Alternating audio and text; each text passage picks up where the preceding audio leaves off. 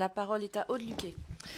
Madame la Présidente, Messieurs les Présidents, le gouvernement a affirmé son ambition de refonder le système ferroviaire en se concentrant sur les trains du quotidien.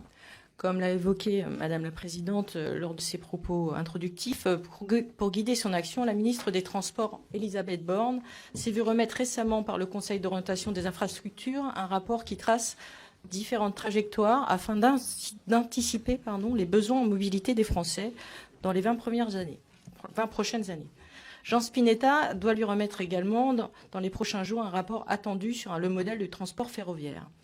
Tout cela doit conduire le gouvernement à présenter une loi mobilité en avril. On le voit, le gouvernement a pris la pleine mesure de la nécessité de répondre aux besoins des usagers qui subissent chaque jour la vétusté des installations alors que la dernière loi d'orientation date de 1982. Depuis des décennies, des différents gouvernements ont privilégié à travers le TGV les transports de longue distance qui ne profitent qu'à une fraction de la population, et ce au détriment de l'offre de transport du quotidien qui représente 90% des personnes transportées.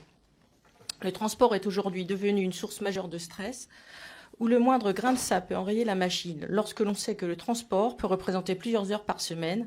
Faciliter le déplacement des usagers, c'est améliorer directement leur qualité de vie au quotidien. Ces dernières années, la SNCF s'est considérablement développée à l'international et le rail ne représente désormais qu'à peine plus de la moitié du chiffre d'affaires du groupe et la France qu'une partie de plus en plus réduite du marché. Face à cette croissance externe, certains craignent une perte d'effectifs et avec une baisse de compétences par le recours accru à des sous-traitants. D'autres craignent une perte de qualité des prestations et un désintéressement de la SNCF pour le marché français. Selon vous, ces craintes sont-elles fondées ?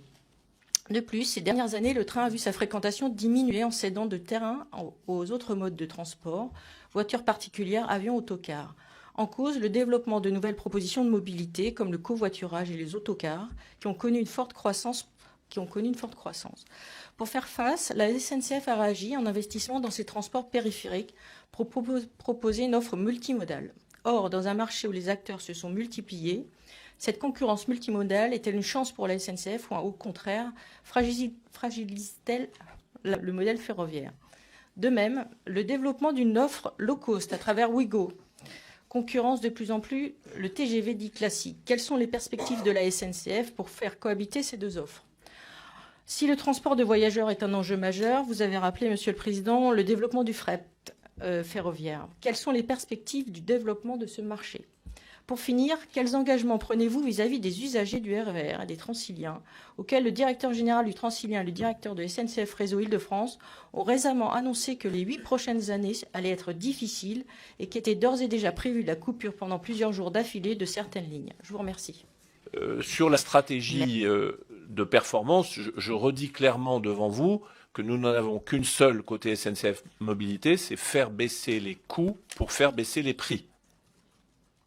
77% des Français trouvent le train trop cher.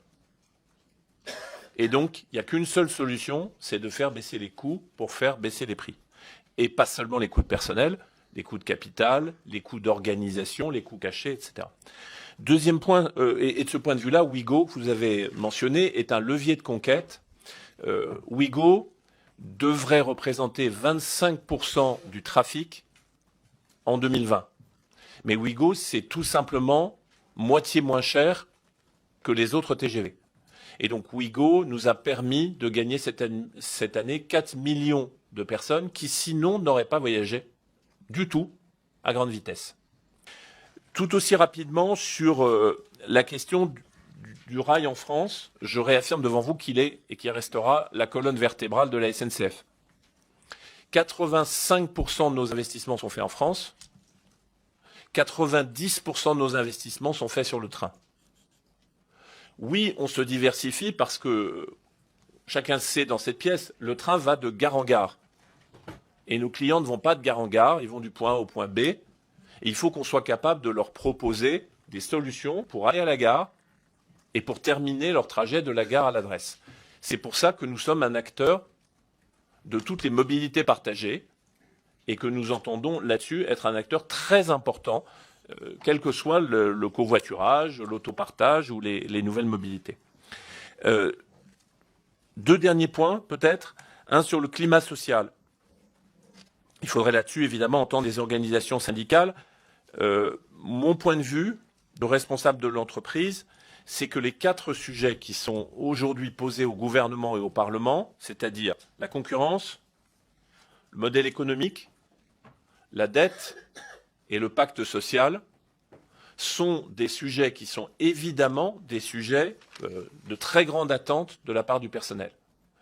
Le personnel, si je puis dire, a droit à connaître les futures règles du jeu. Et le plus tôt sera le mieux. Parce que pour le personnel, ne pas savoir ce que seront les règles de concurrence, les règles sociales, le sort de la dette et le modèle économique de l'entreprise, c'est une source légitime d'inquiétude. Et donc, quelles que soient les opinions des uns et des autres, moi je trouve que la décision qu'ont pris les pouvoirs publics de faire une réforme systémique et l'intérêt, notamment dans cette commission pour la réforme ferroviaire, sont des points extrêmement positifs. Si je le dis de façon un peu plus caricaturale, sur le ferroviaire, tout est dit. Maintenant, il faut décider. Et après, il faut mettre en œuvre. 2 derniers points. Donc, enfin, sur le fret, il a été indiqué l'absence de modèle économique en France et en Europe. Il n'y a pas d'opérateur de fret ferroviaire qui gagne de l'argent, ni en France, ni en Europe. C'est donc un problème qui dépasse celui de la SNCF. Pour ce qui nous concerne, il nous reste encore un chemin de compétitivité à faire, mais il n'y aura pas de développement du fret ferroviaire en France et en Europe s'il n'y a pas une réflexion sur la compétitivité de la route et la compétitivité du rail comparée.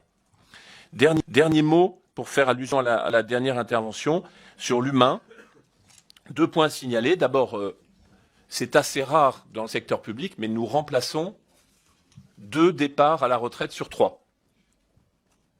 2 départs à la retraite sur 3 sont remplacés à la SNCF. Et deuxième chose, nous avons engagé avec les organisations syndicales une discussion sur un très important programme de requalification, c'est-à-dire un programme qui permettra que les cheminots d'aujourd'hui soient capables de bâtir la SNCF de demain. Ce programme va se dérouler sans doute pendant les 5 prochaines années. Ça représentera plusieurs centaines de millions d'euros d'investissement sur l'humain, puisqu'encore une fois, dans une entreprise publique comme la nôtre, on construit la SNCF de demain avec les salariés qui sont les salariés d'aujourd'hui.